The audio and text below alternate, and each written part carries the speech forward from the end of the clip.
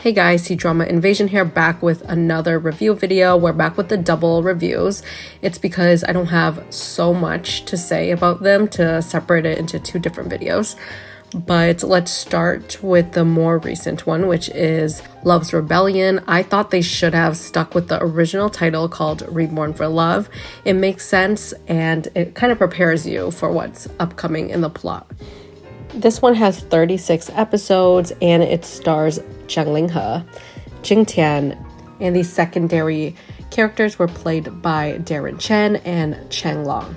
This is a story about a woman named Nan Yan, and she basically saves the male lead, and he ends up living with her, and she practices different poisons, medicines, and healing potions because her mom has a specific heart condition that she found the male lead has. So it's quite rare, and he decides to repay his kindness by staying there. He also has a bunch of people on his tail trying to capture him because he was framed for something, and they form a friendship.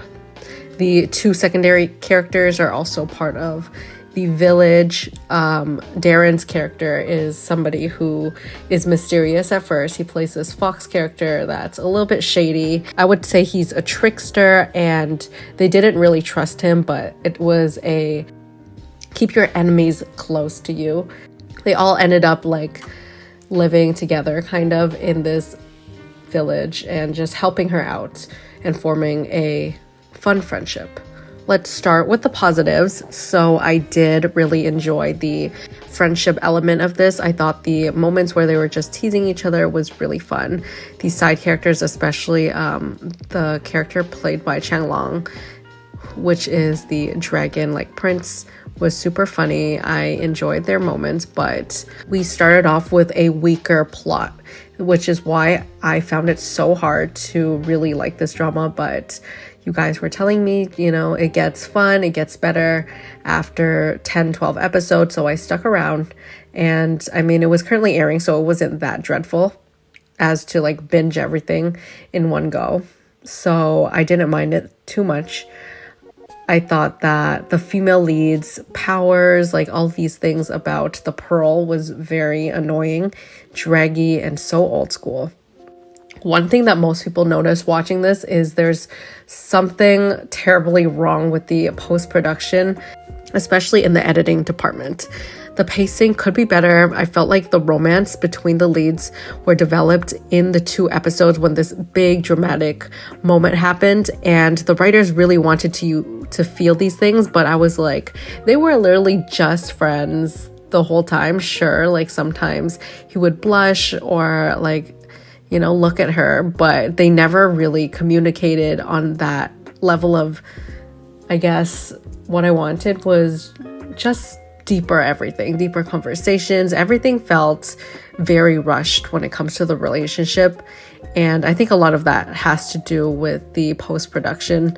They didn't really know what to leave in and cut out. I feel like it was similar to one department wasn't communicating with the other one properly, so everybody did their own thing, and then they kind of rushed this to catch the popularity wave of Zhang Linghe in the Princess Royal. So they're like, look, free promo, let's go, let's just air it, and it was kind of messy. So when dramatic things started happening, I was like, come on, I'm not even that invested. It's not that deep. It's sad, but it made me not feel as sad for what's going on, and I was just excited to see where this plot is gonna go afterwards, because I was just ready to be done with that whole Pearl thing. I thought the budget was kind of poor on this one too, because I mean, it might just be the bad editing that makes it look cheaper than it is, but yeah, everything was not well done. I know these actors can act in separate projects. I've seen them do good before, so it's 100% just the teamwork behind the scenes. And this is why everything matters, like when it comes to the writing, the script, the direction, because sometimes they're not going to have the best chemistry if it's not written well, if it's not directed well. The wide-eyed kisses and everything felt so cliche. I did not understand the hype over this at all. And honestly, I skimmed through the last half. Jing Tian really does have better romance dramas and chemistry with other people. It's not like she can't act. She's been in the industry forever. And here she's giving, I'm sorry to throw Angelababy under the bus, but she's giving like old school Angelababy, very limited reactions. It feels like she's holding herself back. Maybe she's unmotivated because perhaps they're rushing them through the scenes. They're not taking as many takes as it might get for those moments, but I felt nothing, and it was very apparent, more on her end than his side of things. I feel like perhaps if you're very new to Chinese fantasy romances and you've seen the leads in other projects, like you might enjoy it way more than me. I've just been watching too many fantasy dramas. This is really very underwhelming when it comes to the plot, and honestly, the lack of effort is just disrespectful for the fandom. I give this a 5 out of 10.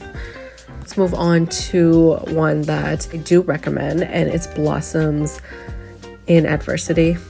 Right off the bat, I'm gonna warn you, like if you haven't seen this drama, you're interested in like business, slow burn romances, just know like it's really slow burn. For the first half, it's just about the female lead, basically how she gets her ish together and deals with a bunch of difficulties as a woman who lost everything, their reputation, their money, their home. And yeah, it's all about that journey. So if you're not willing to sit and watch that for the half of the drama, you're not going to enjoy this. But I really did. I was living for slow burn romances and healthy relationships. I think this year we've been getting better and better in Cdrama industry. We've been getting smarter female leads, very capable, kind, but not cringe. You know how back a couple years ago we have like the super cringe, like funny trope, and obviously I enjoy it from time to time in maybe shorter web dramas, but for dramas with adults and the female lead is just so childish, and she's always in the middle of the mess, you know, and she's telling all of these warlords like what to do, like they're forcing it down your throat that this woman is so smart, but it's more of a telling than showing. This one feels like an actual smart, capable, strong woman. And that's because we had so much time with her at the beginning. So I think it's different. I think it's fun.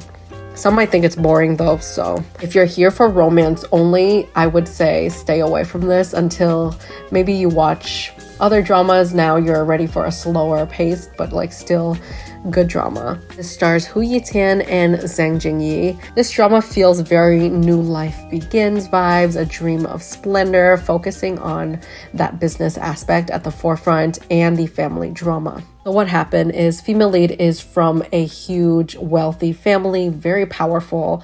What happens is one day all the men were exiled away to like a foreign land for labor camp, and this leaves the whole clan of women, like literally 15, 20. You have everybody living on this compound where it's all the relatives, all of the concubines and their sons, like children, aunties, like cousins. It's crazy, and they're all like rich, wealthy, very spoiled women at the beginning of this, and female lead's the only humble one besides like the grandma. You've seen some characters really grow and shine, like Molly's Wu character is a good example of this, where they start off one way, but then as they go through hardships together, they really change, and it's very touching and heartwarming to see.